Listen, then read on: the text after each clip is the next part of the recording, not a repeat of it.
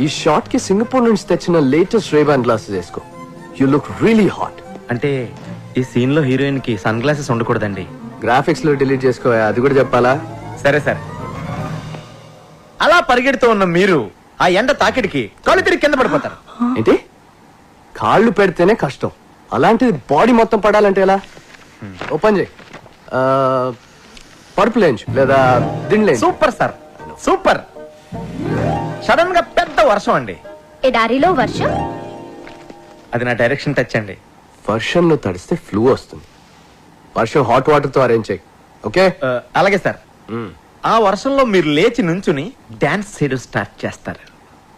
ఎడారిలో చెప్పులు లేకుండా వర్షంలో డాన్స్ చేయాలా? డూప్ పెట్టుకోవా?